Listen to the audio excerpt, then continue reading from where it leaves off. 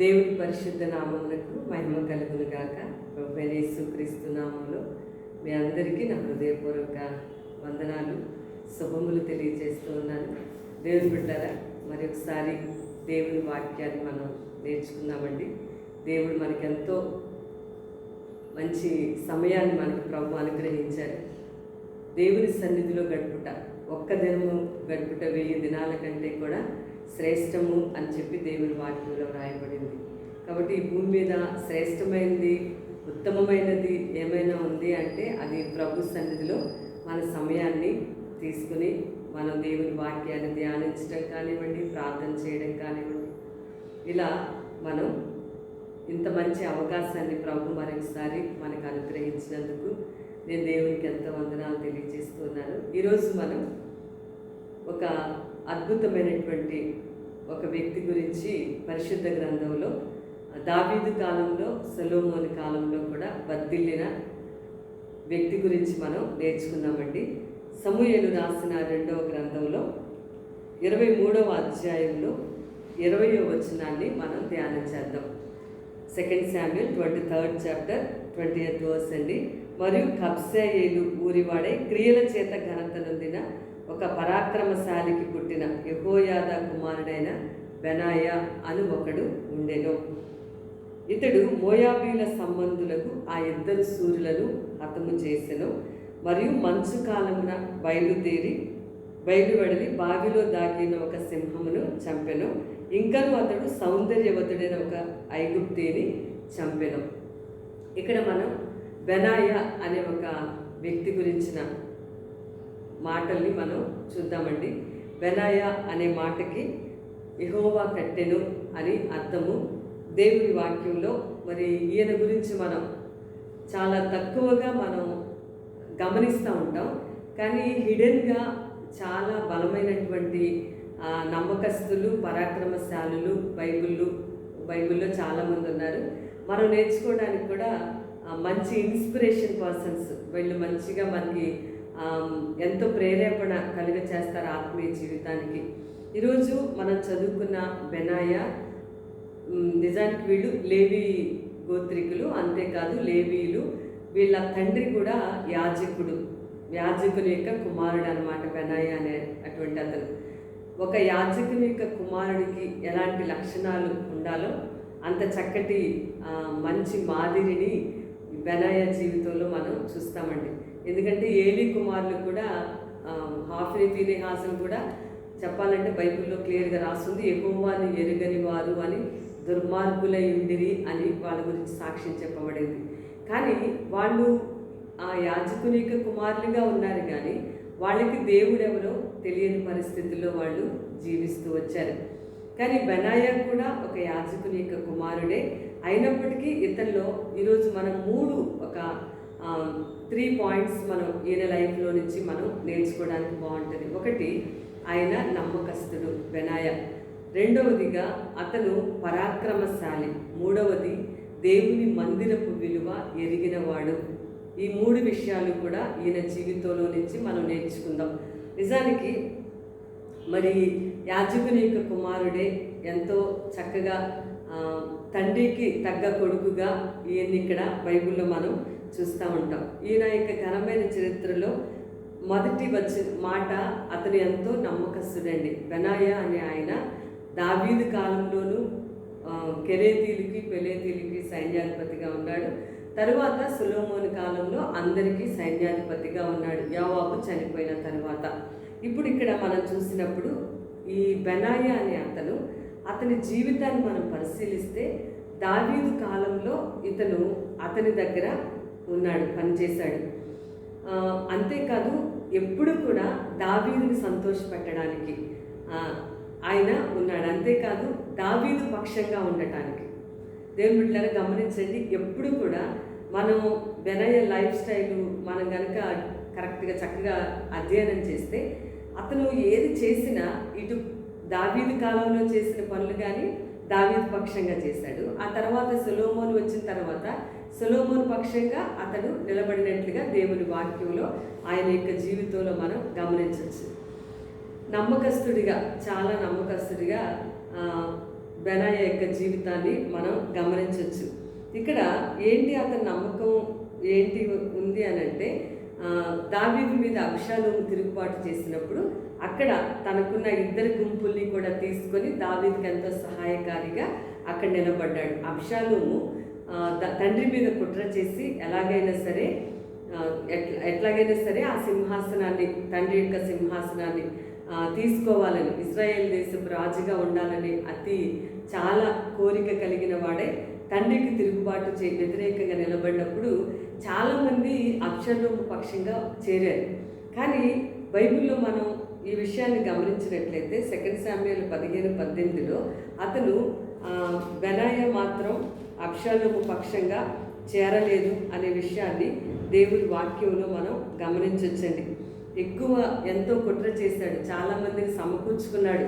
మరి అయినప్పటికీ కూడా ఎంత నమ్మకస్తుడంటే, తన రాజు దావీదు, అప్పుడు తను దావీదు కాలంలో సింహాసనం మీద ఆయన ఉన్నప్పుడు ఇతను మరి అతని దగ్గర ఉన్నాడు. అయితే సడన్గా అబ్షాలోము తిరుగుబాటు చేస్తున్నాడు అనే వివేచన, అంటే దేవుని చిత్తానికి వ్యతిరేకంగా ఇతను చేస్తున్నాడని గుర్తిరిగినటువంటి ఈ బెనాయా అబ్షాలోము పక్షంగా చేరకుండా కొంతమంది, బైబిల్లో 2 శామ్యూయల్లో చెప్పాను కదండి 15:18 కొంతమంది చేరిపోయారు, కానీ బెనాయా మాత్రం అబ్షాలోము పక్షంగా చేరలేదండి. ఆ తర్వాత ఇంకొకసారి కూడా అదోనియా అనే అతను 1 కింగ్స్లో 1వ అధ్యాయం 10వ వచనంలో అక్కడ అదోనియా అనేటువంటి అబ్షాలోము యొక్క సహోదరుడు, వీళ్ళిద్దరూ కూడా హగ్గీతు అనే ఆమెకు కొడుకులు, దావీదు మహారాజుకి కొడుకులు. వీళ్ళిద్దరు అబ్షాలోము కానివ్వండి, అదోనియా కానివ్వండి. అదోనియా అనే అతను కూడా దావీదుకి వ్యతిరేకంగా రాజ్యంలో తిరుగుబాటు చేశాడు. అంటే సొలొమోను, ఆ బత్షెబా కుమారుడు సొలొమోను సింహాసనం మీదకి రాకూడదని, అయితే తనే ఎట్లయినా సరే ఇజ్రాయెల్ దేశపు రాజుగా ఉండాలి అని చెప్పి ఎంతో మందిని అతను సమకూర్చుకున్నాడు. మనం ఈ మాటలు 1 కింగ్స్లో చూడొచ్చండి. 1 రాజులు 1వ అధ్యాయంలోనే ఉంది. ఎందుకంటే రాజుకి దావీదుకి వృద్ధాప్యం వచ్చింది, ఆ వృద్ధాప్యంలో ఆయన ఉన్నాడు. అట్లాంటి పరిస్థితుల్లో ఏం చేశాడు అని అంటే, అదోనియా కూడా తిరుగుబాటు చేశాడు. ఏంటంటే సొలొమోన్ని ఎలాగైనా సరే సింహాసనం మీదకి రానివ్వకూడదు, తనే ఇజ్రాయెల్ దేశపు రాజుగా ఉండాలి అని చెప్పి తిరుగుబాటు చేశాడు. అయితే అక్కడ చాలామందితో అతను కలుసుకొని మాట్లాడాడండి అదోనియా అనేటువంటి దావీదు యొక్క కుమారుడు. కానీ ఇక్కడ మనం ఈరోజు ఎవరి గురించి అయితే మాట్లాడుతున్నామో ఆ బెనాయా మాత్రం దావీదు పక్షంగానే నిలబడ్డాడు, కానీ అదోనియా పక్షంగా చేరి కుట్రలో చేరలేదు.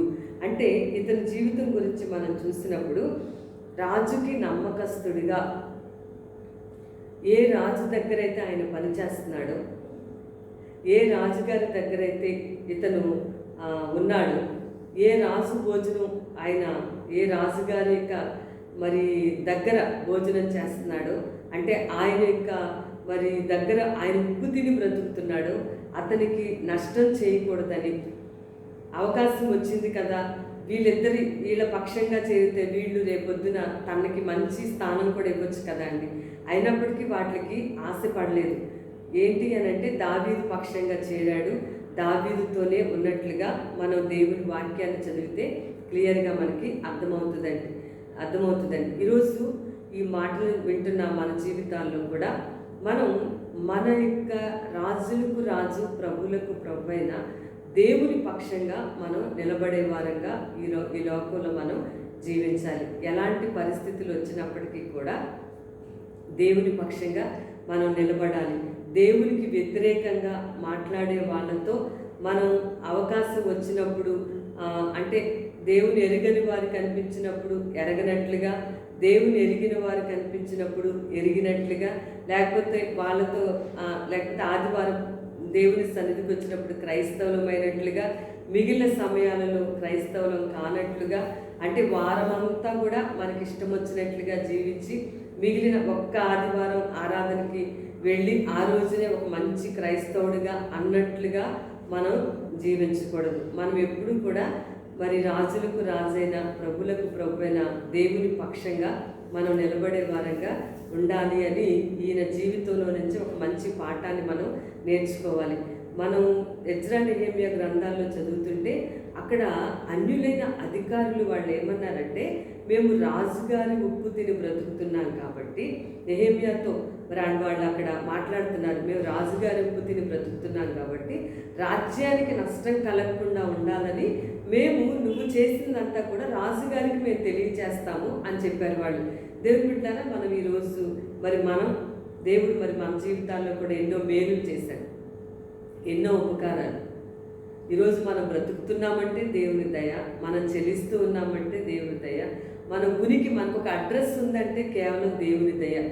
ఆలోచించండి, మన రాజు పక్షంగా మనం ఎప్పుడూ కూడా ఎలాంటి పరిస్థితి వచ్చినా సరే మన రాజు పక్షంగా, మన దేవుని పక్షంగా మనం నిలబడే వారంగా ఉండాలి. మనము మన దేవాది దేవుని యొక్క ఉప్పు తిని మనం బ్రతుకుతున్నాం. నిజంగా ప్రతి విషయంలో కూడా ఆయన కలుగ చేసుకోకపోతే, ఆయన మేలు చేయకపోతే, లేదంటే ఆయన సిలువ యాగం చేస్తే మనకి రక్షణ అనేది ఇవ్వకపోయినట్లయితే అది ఎంత కఠినమైనటువంటి జీవితం మనకు ఉండేదో. ఈరోజు మనం మనశ్శాంతిగా బ్రతుకుతున్నామంటే ఆ దేవుని దయ వల్లనే. కాబట్టి మనం ఆయన ఉప్పు తిని బ్రతుకుతున్న ప్రజలం కాబట్టి, ఆయన సిలువ యాగం ద్వారా రక్షణలోకి వచ్చాం కాబట్టి మనం కూడా రాజు పక్షంగా, దేవుని పక్షంగా మాట్లాడేవారముగా, దేవుని పక్షంగా జీవించేవారముగా, దేవుని పక్షంగా సాక్ష్యం ఇచ్చేవారముగా, దేవుని పక్షంగా సువార్త చెప్పేవారంగా ఉండాలి. బెనాయ శత్రువుల పక్షంగా చేరలేదండి. ఎవరైతే రాజుకు శత్రువులో వారి పక్షమున చేరకుండా రాజు పక్షమునే అతను నిలబడ్డాడు. ఈరోజు ఆలోచించండి, మనం దేవుని పక్షంగా భూమి మీద జీవించాలి. నేను ఒక మాట చెప్తాను. ఊసరవెల్లి అనేటువంటి అది ఎలా ఉంటుందంటే తొండలాగా ఉంటుందండి. యాక్చువల్గా తొండ ముదిరినప్పుడు ఊసరవెల్లిలాగా మారుతుంది. మీరు చాలామందికి ఇప్పుడు నేను చెప్పేది తెలిసే ఉండొచ్చు. అంటే తొండ ముదిరితే అది ఊసరవెల్లి అని దాన్ని పిలుస్తారు. దాని లక్షణం ఏంటో చెప్పమంటారా? అది ఆకుపచ్చని చెట్ల మీద ఉంటే దాని కలర్ని ఆకుపచ్చలాగా మార్చేస్తుంది.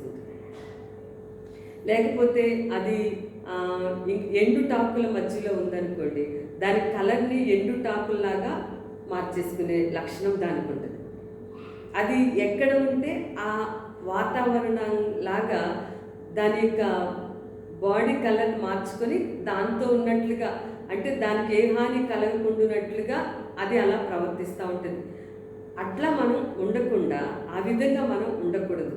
ఎక్కడ ఉన్నా సరే దేవునికి సాక్షులుగా మేము ఆత్మచేత నింపబడితే యెరూషలేములో, యోదయలో, సమరయలో, బూదిగంతాల వరకు సాక్షిగా జీవిస్తామని యేసుప్రభు చెప్పారు. ఈరోజు మన జీవితాల్లో కూడా అట్లా ఎక్కడుంటే అక్కడ మనం మునిగిపోయినట్లుగా కాకుండా, ఎక్కడున్నా వీళ్ళు యేసుతో కూడా ఉన్నవారు అని చెప్పి అపోస్తుల గురించి సాక్ష్యం ఇవ్వబడినట్లుగా, వీళ్ళు నిజంగా యేసు ప్రభు నమ్ముకున్నవారు అనే సాక్ష్యాన్ని మనం చెప్పడమే మాత్రమే కాకుండా ఇతరులకు కూడా మనం చెప్పేటట్లుగా మనం అంత ఛాలెంజింగ్గా మనం జీవించాలండి. అంతేకాదు, ఇతను జీవితాన్ని చూసినప్పుడు ఎంతో నమ్మకస్తుడిగా ఇతని జీవితాన్ని మనం చూస్తూ ఉంటాం.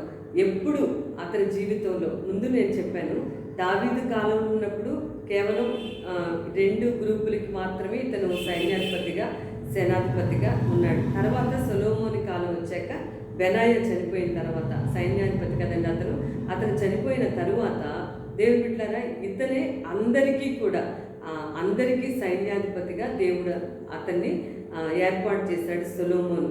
అది దేవుడి యొక్క కృపలు. అంటే నేను ఎందుకు ఈ మాట చెప్తున్నానంటే, నమ్మకత్వం అనేది అతని యొక్క నమ్మకత్వాన్ని బట్టి, బెనాయ యొక్క నమ్మకత్వాన్ని బట్టి, కొంచెములో నమ్మకంగా ఉన్న దాన్ని బట్టి అనేకమైన వాటి మీద నీకు అధికారాన్ని ఇస్తానని దేవుని వాక్యంలో రాయబడింది. ఎప్పుడు కూడా మనం నమ్మకస్తులుగా, దేవుని దృష్టికి నమ్మకస్తులుగా జీవించాలండి. అప్పుడు అందుకే కార్యములు అల్పములైన కాలంలో తృణీకరించకూడదు. అంటే చిన్న చిన్న విషయాలు చెప్పారనుకోండి, చిన్న చిన్న బాధ్యతలు. దావీదు కాలంలో 2 గ్రూపులు, కెరేతీలకు, పెలేతీలకు, వీళ్ళకి మాత్రమే సైన్యాధిపతి అతను. కానీ సొలొమోను కాలం వచ్చేటప్పటికి అందరికీ పైన సైన్యాధిపతి అయిపోయాడు. కారణం ఏంటంటే అతనిలో ఉన్నటువంటి గొప్ప నమ్మకత్వమైనటువంటి స్వభావం. ఈరోజు మనం దేవుని దృష్టికి నమ్మకంగా ఉంటున్నామా? కార్యములు అంటే చిన్న చిన్న విషయాలు వచ్చినప్పుడు ఇది చిన్న విషయమే కదా, దాన్ని పట్టించుకోలే, దాన్ని గమనించలే, దాన్ని చూడలే, లేకపోతే ఏదైనా గొప్పగా అనిపించే విషయాలైతే అట్లా చేస్తే బాగుంటుంది, కానీ దీంట్లో ఏముంది, ప్రార్థన చేయమన్నారు అనుకోండి ఎగ్జాంపుల్కి, నన్ను చూసారా ప్రార్థన చేశానో లేదో అని అనుకుని అట్లా తల్లిదండ్రులైనా పిల్లలైనా సంఘస్థులైనా మనం అట్లా ఉండకూడదండి. చిన్న చిన్న విషయాల్లో కూడా మనం నమ్మకస్తులుగా ఉంటే, కార్యాలు చిన్నవిగా ఉన్నప్పుడు తృణీకరించకూడదు. అది చిన్న బాధ్యత అప్పగించినా సరే నమ్మకంగా మనం చేసినప్పుడు బెనాయ ఎట్లా అందరికీ కూడా, ఇశ్రాయేలు ప్రజలందరికీ కూడా సైన్యాధిపతిగా అతను దేవుడు నియమించాడు, మన జీవితంలో కూడా ఈవెన్ అంటే ఏ విషయంలోనైనా సరే మనం అభివృద్ధి, ఒక ధనం విషయంలో కానీ నమ్మకత్వం, ఒక తలాంతుల్ని వాడే విషయంలో నమ్మకత్వం, లేకపోతే మరి ఇంకా బాధ్యతలు దేవుడు మనకి ఏదైనా చిన్న చిన్న సంఘంలో, నాట్ ఓన్లీ చర్చ్ అండి, ఒక ఇంట్లో కానీ గృహంలో చిన్న చిన్న బాధ్యతలు అప్పగించినప్పుడు అట్లా నమ్మకత్వంగా ఉన్నట్లయితే దేవుడు చూస్తూ ఉన్న దేవుడు నమ్మకమైన వానికి మెండైన దీవెనలు కలుగుతాయని చెప్పినట్లుగా దేవుడు నమ్మకస్తులను ఉన్నతంగా దేవుడు నిలవబెడతాడు. బెనాయ నమ్మకస్తుడిగా మరి దావీదు కాలంలోనూ ఉన్నాడు, సొలొమోను కాలంలో కూడా ఉన్నాడు. ఈరోజు మనం ఒక్కసారి చూడండి, పైకి ఎక్కాలి అనుకోండి, ఒక్కొక్క మెట్టు ఎక్కిన తర్వాత మనం పైకి వస్తాం, కానీ ఒక్కసారి కింద మెట్టు ఎక్కితే పైకి ఎగరలేం కదా అండి. అంతేకాదు, ఇంకొక మాట చెప్తాను మీకు, సడన్గా ఒక్కసారి బాగా లావైపోయారనుకోండి, దాని అభివృద్ధి అనేది ఒక రోగము అని పిలుస్తూ ఉంటాం. అంటే చిన్న చిన్న విషయాల్లో కూడా నమ్మకంగా జీవించడం అలవాటు చేసుకోవాలి. దావీదు అలా చేశాడండి. చిన్నప్పటి నుంచి కూడా అతను నమ్మకమైన స్వభావంతో, వాళ్ళ తండ్రి వచ్చి అక్కడికి వచ్చి చూశాడండి గొర్రెలు కాస్తున్నప్పుడు, లేకపోతే వాళ్ళ సహోదరుల నుంచి అక్కడ ఏమైనా చెకింగ్ చేశారా, కానీ అతను దేవుని దృష్టికి మరి నమ్మకస్తుడిగా చిన్నప్పటి నుంచి కూడా బాధ్యతగా ఉండటం చేశాడు. కాబట్టి దేవుని బిడ్డలారా, మరి అతడు దావీదుని దేవుడు ఇశ్రాయేలు దేశపు రాజుగా సింహాసనం మీదకి తీసుకుని వచ్చాడు. కాబట్టి ఈరోజు మరి చదివే పిల్లలు నమ్మకస్తులుగా, యవ్వనస్తులు ఇంట్లో నమ్మకస్తులుగా, మరి భార్యాభర్తలు గృహంలో నమ్మకస్తులుగా, సంఘంలో విశ్వాసులు, సేవకులు అందరూ కూడా దేవుని దృష్టికి నమ్మకస్తులుగా జీవించినట్లయితే నమ్మకమైన వానికి దేవుడు దీవెనలు మెండుగా కలుగచేస్తాడనే మాట నేను మీకు ఈరోజు ప్రేమతో తెలియజేస్తాను. ఇతని జీవితంలో రెండో పాయింట్ మనం చూద్దాం. ఇతడు పరాక్రమశాలి అంటే చాలా మరి పరాక్రమమైనటువంటి వీరుడు అన్నమాట. ఈరోజు చాలామంది శరీర సంబంధంగా పరాక్రమంగా బలంగా ఉంటారు, కానీ కొంతమంది ఆత్మలో మాత్రం చాలా బలహీనంగా ఉంటారు. శరీరంలో మాత్రం చాలా బలవంతులుగా కనిపిస్తూ ఉంటారు, కానీ ఆత్మలో చాలా వీక్ అన్నమాట. అక్కడే ప్రమాదం ఉంటుందండి. ఇప్పుడు శరీరానికి బలహీనత వచ్చిందనుకోండి, ఏ విటమిన్ టాబ్లెట్స్ వాడితేనో లేకపోతే ఏ టానిక్లు వాడితేనో శరీరానికి బలం తెచ్చుకోవచ్చు, ఆత్మకు బలం లేకపోతే చాలా చాలా ప్రమాదం. కాబట్టి ఇతను చాలా బలవంతుడు అని చెప్పి పరాక్రమశాలి అని బైబిల్లో నోట్ చేసింది. ఎందును బట్టి, అతను చేసిన క్రియలను బట్టి అతను బలవంతుడని, పరాక్రమశాలి అని పరిశుద్ధాత్మ దేవుడు అతని కొరకు, బెనాయ అనే ఈ వ్యక్తి కొరకు దేవుడు రాయించాడు. ఏం కార్యాలు చేశాడు? 3 పాయింట్స్ ఉన్నాయండి. ఒకటి, మోయాబీల సంబంధులకు ఇద్దరు శూరులను హతము చేశాడు. ఏంటి బలము అనంటే, ఏడు బలము అనగానే శరీరంలో బలం గురించి కాదండి. శరీరం ఒక్కొక్కసారి బలహీనపడినా ఆత్మ ఎప్పుడు కూడా బలంతో జీవించాలి. ఆత్మలో బలం లేకపోతే దేవుడి నుంచి తప్పిపోవడానికి ఎక్కువ అవకాశాలు ఉంటాయి. ఆత్మలో బలవంతులుగా ఉండాలి. ఇక్కడ ఇతను చేసింది మోయాబీల సంబంధులకు వాళ్ళిద్దరిని చంపాడని రాసు. మనకు తెలుసు, అమోరీలు మోయాబీలు అంటే మరి అన్య సంతతి, వాళ్ళు ఎలా పుట్టారో కూడా మనం బైబిల్లో చదువుతాం ఆదికాండం.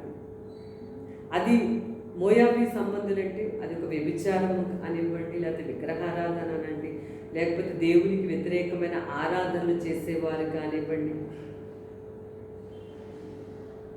ఇట్లా అలాంటి వారిని అతను మరి అలాంటి బలహీనతలు లేకుండా ఆ విషయంలో అతడు బలవంతుడిగా ఉన్నాడని వాక్యంలో అర్థం చేసుకోవచ్చు. మనం పరిశుద్ధత విషయంలో బలవంతులుగా ఉండాలి. అంచె దినాల్లో మనకున్నాం, చాలా భయంకరమైన రోజులు. ప్రతిరోజు కూడా పరిశుద్ధాత్మ దేవుని సహాయంతో మరి పరిశుద్ధుడిగా ఉండటానికి దేవుడు మనల్ని పిలిచాడు. దేవుడు ప్రతిరోజు అడగాలి, దేవా నేను పరిశుద్ధంగా జీవించాలి, మోయాబీలు చంపడం అంటే అపవిత్రతను చంపేయడం, దేవుణ్ణే మొదటి స్థానంలో పెట్టడం, దేవుని కాకుండా వేరొక దానికి స్థానాన్ని ఇవ్వకపోవడం అనేది మోయాబీలు చంపుట అనే మాటకి అర్థమండి. కాబట్టి అలాంటి పరిశుద్ధత కలిగి జీవించేవారని, దేవుని కొరకు వాడబడాలి, దేవుని కొరకు జీవించాలి అనే ఆశ చాలామందికి ఉంటుంది. అయితే దేవుడు మనల్ని పరిశుద్ధులుగా చేసినప్పుడు మనం తన పరిచర్యకు వాడుకున్నట్టుకు అర్హమైన పాత్రలుగా దేవుడు మనల్ని ఏర్పాటు చేసుకుంటాడు. అంతేకాదు పరిశుద్ధత లేకుండా ఎవరు దేవుడిని చూడలేరని వాక్యంలో రాయడం. దేవుడిని చూడడం అంటే నిలబడి ఉన్న ఆయన చూడడం అని కాదు. వాక్యం చెప్తూ ఉన్నప్పుడు దేవుడు ఈ వాక్యం ద్వారా నాతో మాట్లాడాడు అనే అవగాహన ఎప్పుడు వస్తుందంటే ఆ పరిశుద్ధత అనేటువంటి ఆలోచన ఆ జీవితం ఉన్నప్పుడు ఆ వాక్యము నేను సంధిస్తాను. కాబట్టి ఈ విషయంలో అతను బలవంతుడు. ఇంకా సెకండ్ పాయింట్, ఇంకా అతను బావిలో దాగి ఉన్నటువంటి సింహాన్ని చంపివేశాడు. మంచు కాలంలో బావిలో దాగిన సింహాన్ని చంపుట. మంచు కాలము ప్రతికూల పరిస్థితుల్లో బావిలో దాగి ఉన్నటువంటి సింహము, అపవాది గర్జించు సింహాన్ని చంపివేశాడు. ప్రతికూల పరిస్థితుల్లో కూడా అతను జయ జీవితాన్ని జీవించాడు. అవునండి, అపవాదిని, సింహాన్ని చంపేశాడు. గర్జించు అపవాదిని నాశనం చేశాడు. ఏ కాలం? అనుకూలమైన కాలం కాదండి, మంచు కాలం. మంచు కాలంలో సింహం ఉన్నప్పుడు అంటే ప్రతికూలమైన పరిస్థితులలో అతడు గర్జించు సింహమైన అపవాదిని జయించాడు అని మాటలకు అర్థం. అంటే చూడండి, స్టెఫను ప్రతికూల పరిస్థితులు అయినా సరే మాటల్లో చెప్తున్నాడు, తండ్రి వీరేం చేస్తున్నారో వీళ్ళకి తెలియదు, క్షమించమని అడిగాడు. యోగు ప్రతికూల పరిస్థితులు, యెహోవాయే ఇచ్చెను, యెహోవాయే తీసుకుపోయాను, యెహోవా నామమునకు మహిమ కలుగును గాక అన్నాడు. ఏ కాలంలో యోగు ఉన్నాడు? అబ్రహాముకి సైమల్టేనియస్గా, అబ్రహాముకి నియరెస్ట్ ఆ డేస్లో ఇతను కూడా ఉన్నట్లుగా చరిత్ర చెప్తాము. వాళ్ళకప్పుడు ధర్మశాస్త్రం లేదు, ఈ కట్టడలు ఆజ్ఞలు ఎక్కడున్నాయండి యోగు కాలంలో? ఏమీ లేవు. అయినా సరే అలాంటి ప్రతికూల పరిస్థితులు అన్నీ పోగొట్టుకున్నప్పుడు, అలాంటి ప్రతికూల పరిస్థితుల్లో కూడా యెహోవా ఇచ్చెను, యెహోవా తీసుకుపోయాను, యెహోవా నామమునకు మహిమ కలుగును గాక. అంత సంతోషంగా ఉన్నప్పుడు ఏదైనా జరిగిందనుకోండి, ఓకే. కానీ ఏదైనా జీవితంలో ప్రతికూల పరిస్థితి ఎదురైందనుకోండి, అప్పుడు మాటల్లో తేడా వచ్చేస్తుంది, చేసే పనుల్లో తేడా వస్తుంది. 90 సంవత్సరాల వృద్ధురాలు కూడా ఏమంటుందంటే దేవుడు నాకు ఏం చేశాడని అంటుంది. ఆ మాట ఒకటే అర్థమవుతున్నాను. అంటే ప్రతికూల పరిస్థితుల్లో మన యొక్క జీవితంలో సాతానుని ఎదిరించేవారు, సాతాను మీద దాడి చేసేవారు, సాతాను చేతులు ఓడిపోయేవారంగా ఉండకూడదు. ప్రతికూల పరిస్థితులు వచ్చినప్పుడు దేవుడు నాకేం చేశాడు, నా జీవితం ఎందుకు మారింది ఇట్లా అని బాధపడే కంటే, ఎక్కడ పొరపాటు జరిగిందో దేవుని సన్నిధిలోకి వచ్చి పరిశీలించుకుని సరిచేసుకుని దేవునికి ఇష్టంగా ఉండటం మంచిది. కానీ ప్రతికూల పరిస్థితులు వచ్చినప్పుడు వెంటనే యేసుప్రభు, దేవుడు ఏం చేశాడు, మేము యేసుప్రభుని నమ్ముకున్నాం, దేవుడు మాకు ఇలా కీడు చేశాడు, ఇట్లాగా అనడం అనేది సరైనది కాదు. నిజంగా ప్రభువుని ప్రేమిస్తే కీడు అనుకున్నది కూడా దేవుడు దాన్ని మేలు కొరకు మీకు మారుస్తాడు అనే విషయాన్ని ప్రేమతో నేను మీకు తెలియజేస్తాను. ప్రాణం పెట్టిన ఆయన ఎందుకు మనకు అలాంటి పరిస్థితులు రాణిస్తాడు? దానిలో వెనకాల ఏదో ప్రేమ దాగి ఉంది. మూడవదిగా ఆయన చేసిన పని ఏంటంటే, సౌందర్యవంతుడైన ఒక ఐగుప్తీని చంపేశాడు. ఐగుప్తు అని అంటే మనకు తెలుసు లోకము. లోకాన్ని తన యొక్క జీవితంలో లేకుండా తీసివేసుకున్నాడు, లోకాన్ని జయించాడు. రోమిలికి రాసిన పత్రిక మనం చదివితే పౌలు గారు చాలా వివరంగా అక్కడ రాశారు, ఏ విధంగా లోకాన్ని ఆత్మను బట్టి శరీరాన్ని మనం గెలవాలి. కాబట్టి ఇట్లాంటి ఘనమైన కార్యాలు, క్రియల చేత పరాక్రమశాలి అనిపించుకున్నాడు ఆయన. ఏ పని చేయకుండా సోమరిలాగా ఉంటూ ఆయన ఏ పని చేయకుండా అతను పరాక్రమశాలి అనిపించుకోలేదు. కానీ క్రియల చేత అతడు దేవుని వాక్యం, అతడు చేసిన ఈ పనులను బట్టి అతడు మోయాబు సంబంధమైనటువంటి ఆ పాపాల మీద విజయం సాధించాడు. ప్రతికూల పరిస్థితుల్లో దేవునికి అనుకూలంగా చేశాడు, మాట్లాడాడు. కార్యాన్ని జరిగించాడు, అపవాదిని ఓడించాడు. యోసేపు కూడా అపవాదిని ఓడించాడు ప్రతికూల పరిస్థితుల్లో కదా అండి. ఈరోజు మనకు ప్రతికూల పరిస్థితులు వచ్చినప్పుడు అప్పట్లాగా అలా జీవించడం కష్టమండి, ఇప్పుడు ఇలా జీవించడం చాలా కష్టమండి అని మనం అట్లా అనుకుంటాం. కానీ దేవునికి అసాధ్యమైనది ఏది కూడా లేదు.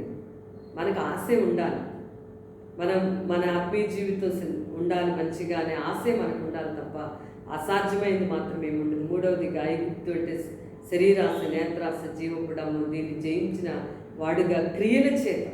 ఈరోజు మనం మాటల చేత కాకుండా క్రియల చేత దాన్ని చూపించగలిగే వారు ఉంటారు. దయచేసి దేవుణ్ణి ఎరిగి ఆ శక్తిని గుర్తుపట్టలేని వారుగా ఉండొద్దండి. దేవుడు వాటి మీద జయ జీవితాన్ని ఇవ్వగలడు అని నేను మీకు సాక్ష్యం చెప్తాను. తప్పనిసరిగా దేవుడు జయించే శక్తిని మనకి ఇస్తాడు. మనకు ఆశ ఉండాలి, ఆశ ఉంటే. ఆశే లేకపోతే ఇంకా ఆయన ఏంటంటే చేస్తాడు. కాబట్టి అతడి క్రియల చేత ఘనమైనటువంటి వ్యక్తిగా అతడు ఉన్నాడు అనే విషయాన్ని తెలియజేస్తాను. మూడవదిగా ఇతడు దేవుని మందిరపు విలువ ఎరిగినవాడు. దేవుని మందిరపు విలువ ఎరిగినవాడుగా దేవుని వాక్యంలో రాయాలి. ఇప్పుడు ఒక శ్రేష్టమైనటువంటి ఫస్ట్ కింగ్స్లో స్టార్టింగ్లోనే ఇక్కడ మనం మొదటి రాజుల గ్రంథంలో 2వ అధ్యాయంలో మనం చూసినట్లయితే సొలొమోను మహారాజు రాజ్యానికి రాజుగా వచ్చినప్పుడు అక్కడ 2వ అధ్యాయంలో దావీదు మరణించే కాలంలో ఒక మాట చెప్పాడండి. ఏం చెప్పాడంటే, నువ్వు యోవాబుని చంపేయాలి అని చెప్పాడు.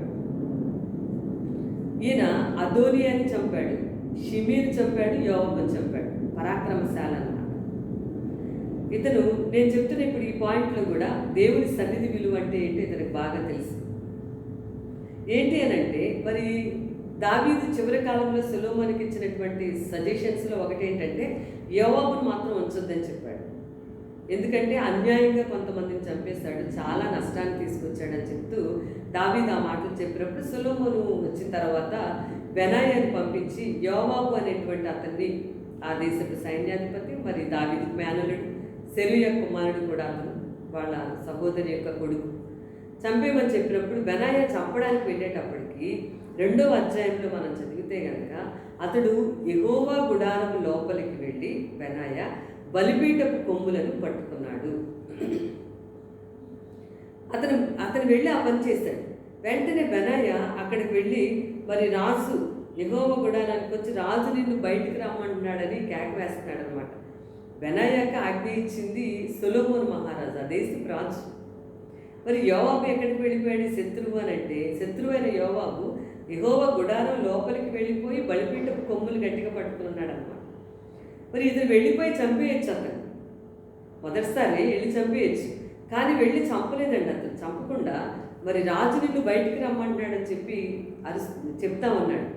లేదు, నేను ఇక్కడే చనిపోతాను అని చెప్పినప్పుడు ఈ విషయాన్ని ఇతడు చంపకుండా ఈ విషయాన్ని మళ్ళా వెళ్ళి సొలొమోనుకి అతడు తెలియజేశాడు. దేవుని బిడ్డలారా, దేవుని మందిరపు విలువ గుర్తెరిగినవాడు. ఈరోజు మన జీవితాలు మనం దేవుని సన్నిధి విలువను గుర్తెరిగిన వారంగా ఉండాలి. దేవుని సన్నిధి, అందుకే కీర్తనల్లో ఆయన ఏమన్నారంటే, నీ తేజోమహిమ నిలిచే స్థలం చుట్టూ నేను ప్రదక్షిణం చేసేదను అన్నాడు భక్తుడు. తేజోమహిమ నిలిచే స్థలం దేవుని యొక్క సన్నిధి. యేసుప్రభు సువార్తలో కూడా మనం చదువుతున్నప్పుడు దేవుని బిడ్డలారా, దేవాలయంలోకి ప్రవేశించి ఆ ఇతర వ్యాపారాలు చేసే వాళ్ళందరినీ కూడా తాళ్లతో కొట్టి వాళ్ళని బయటికి పంపించేశాడు. ఇప్పుడు మన దేహమే దేవుని యొక్క ఆలయం. ఇప్పుడు మన ఆలయాల్లో కూడా దేవుని ఆరాధించే వారంగా, దేవుని స్తుతించే వారంగా, దేవుని వాక్యాన్ని ధ్యానించే వారంగా ఉండాలి. కానీ ఇతర కార్యక్రమాలు, అనవసరమైన కార్యక్రమాలు దేవాలయంలో జరిగేటట్లుగా మనం చేయకూడదు. అంతేకాదు, మన దేహము దేవుని యొక్క ఆలయం. దీంట్లో ఇతరమైన దేవునికి ఇష్టం లేని వ్యాపారాలు ఈ దేవాలయంలో, ఈ దేహంలో ఉంటే దేవుడు ఆ యొక్క దాన్ని పాడు చేస్తారని దేవుని వాక్యంలో రాసి.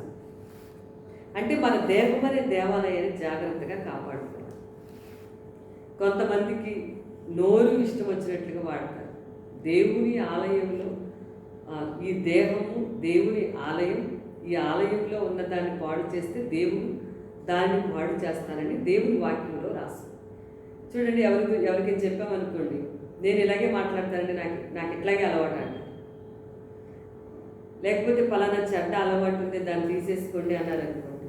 కాళ్ళు చేతులు దేహం, దీన్ని మనం పాడు చేయకూడదు. దేవుని యొక్క ఆలయం కాబట్టి దీన్ని ఆత్మ సంబంధంగా, శరీర సంబంధంగా పరిశుభ్రంగా దీన్ని ఉంచుకో.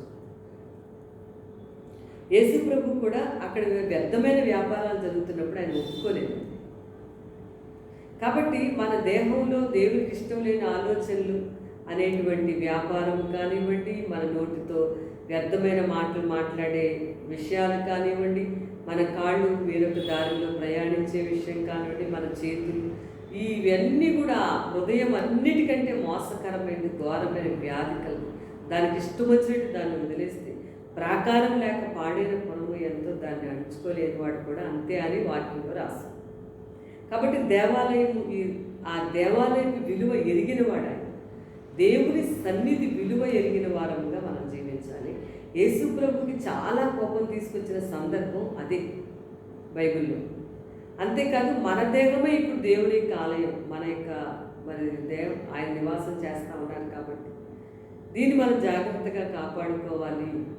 పరిశుద్ధాత్మ దేవుడు మనం పొరపాటు చేస్తున్నప్పుడు ఏ విషయంలో సరి చేసుకోమంటున్నారో హృదయాన్ని కఠినపరచుకోకూడదండి. హృదయాన్ని కఠినపరచుకోవద్దు. అయితే మరి నేను జయించలేకపోతున్నాను, ఎట్లా అండి, జయించడం కష్టం కదా అండి అనిపించవచ్చు. కానీ మీరు దేవుణ్ణి అడిగితే జయ జీవితాన్ని దేవుడు మనకిస్తాడు. పరిశుద్ధాత్మ దేవుడు మనం ఆశించినట్లుగా మనల్ని ముందుకి నడిపిస్తాడు. అంతేకాదు, ఇప్పుడు షిమి అనే అతను కూడా చంపాడని చెప్పాను. షిమి అనేది హద్దులు దాటడం, గర్వము, అసూయ, దాన్ని కూడా చంపేశాడు. ఇది చేసింది ఎవరంటే బెనాయ. అందుకే 1 రాజులు 2వ అధ్యాయం 46వ వచనంలో బెనాయ షిమి మీద పడి చంపిన తర్వాత రాజ్యము సొలొమోను వశమున స్థిరపరచబడెను.